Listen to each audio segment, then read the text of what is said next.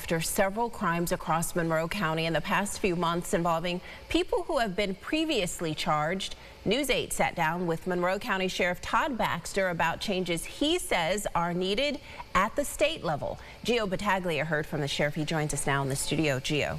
Hi, Teresa. Sheriff Baxter says there have been 6 massive reforms within the criminal justice systems within the past few years that has forced a lot of difficult change.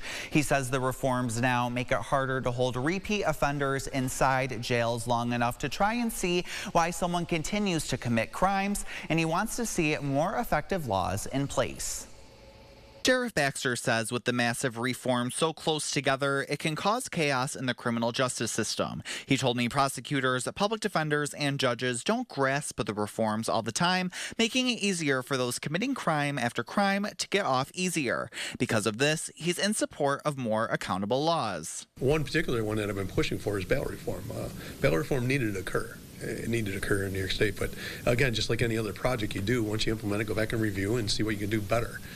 No perfect plan's ever been created. And Sheriff Baxter has made that known after Reuben Smith, a man known for prior felonies, was charged again after police said he shot a 9-year-old inside a Henrietta convenience store.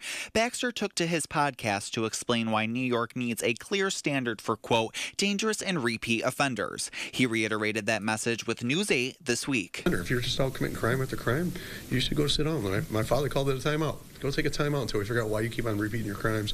Intervene in that person's life and get them out of jail as quick as possible. But at least do something with them.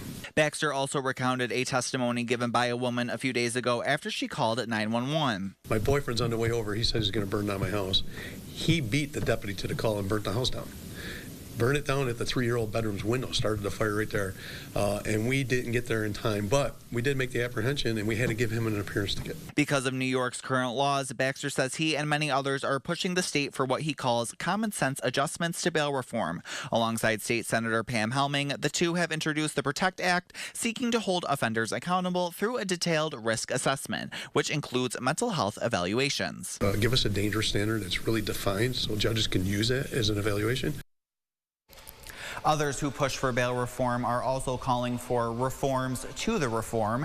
Keelar Park Tenants Association President Levine Ford says she cares because she feels people, quote, shouldn't have to worry about being home before dark because they're afraid to walk through the parking lot.